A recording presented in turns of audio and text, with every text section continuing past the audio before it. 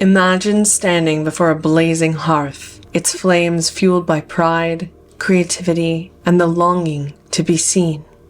And now behind you, a mirror awaits, dim and unyielding, daring you to turn around. This is the astrology of Lughnasadh in August of 2025, a moment when the radiant brilliance of Leo clashes with the hidden depths of Scorpio, when Mercury is burned by the sun and Venus seeks sanctuary beneath the waves. And above all, Mars will rise as a duelist of justice, squaring off against the false thrones of unchecked authority. This isn't just a seasonal shift. This is a reckoning of truth, of selfhood, told through stories of the gods. So let's dive in.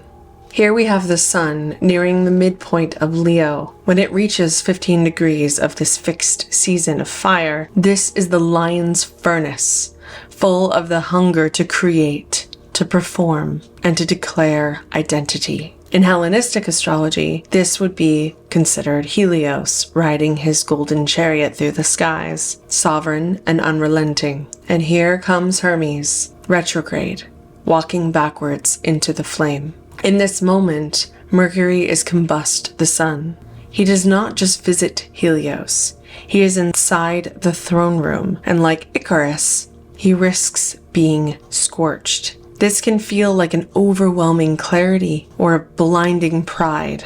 Our thoughts become loud, tangled with ego, making it difficult to discern truth from performance. In myth, Hermes once stole the sun god Apollo's sacred cattle as an infant, then cleverly crafted the lyre from a tortoise and gave it as a peace offering to Apollo.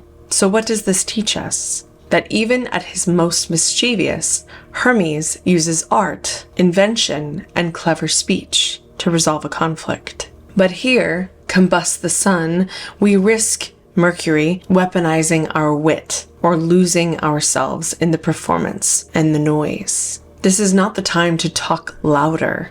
This is a time to listen between the flames. Now let's talk about the mirror. The moon hides in Scorpio, the temple of Hades, Persephone, and the mysteries of the underworld. Here the moon does not emote openly. She watches, calculates, and protects her secrets. This square between the Scorpio moon and the sun in Leo sets up a tension. Leo wants expression. Scorpio wants discretion. One seeks applause.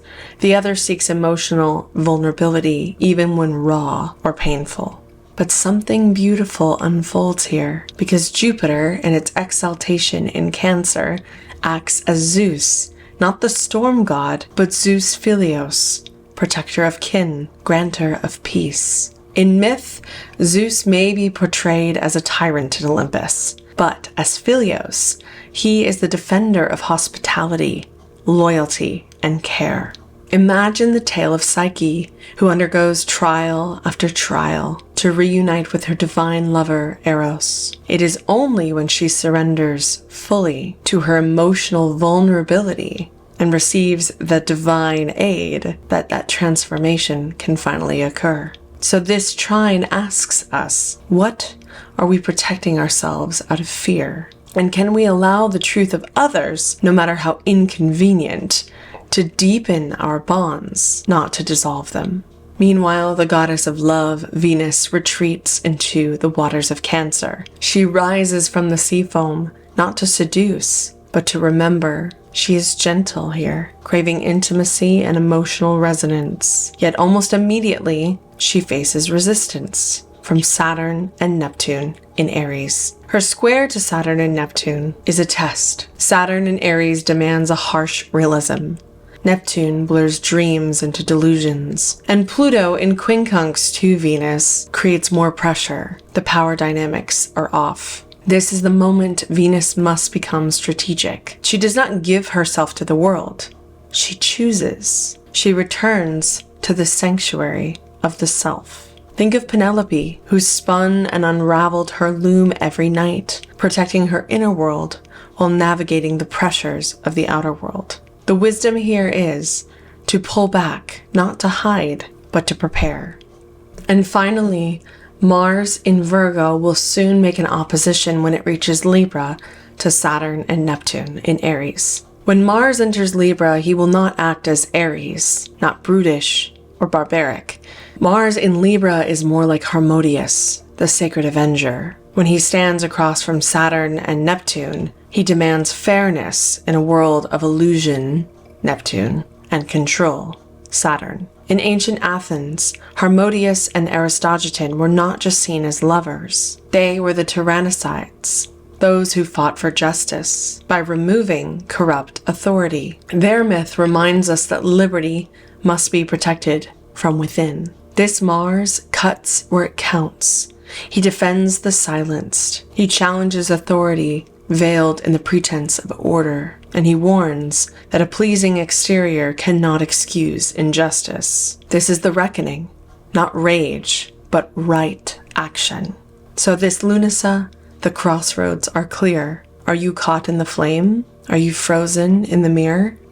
You are the voice wanting to be heard, and you are also the one learning to listen deeper.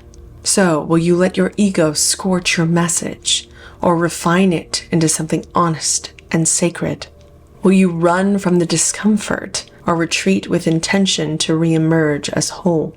The gods are challenging you to bring awareness to self. So let this Lughnasadh be a ritual of recognition of how far you've come, of how deeply you are willing to grow, and of the sacred balance between truth, love, and power.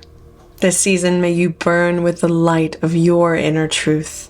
May you rest in the waters of your knowing and intuition. May your voice rise like thunder in the face of injustice. And may your heart remember that you are not alone, and you never were. Together, we create the song. Together, we rise in the flames. So blessed Lughnasadh to you, and may you manifest a life of divine purpose and glory, for you are worthy and you are free. Blessed be.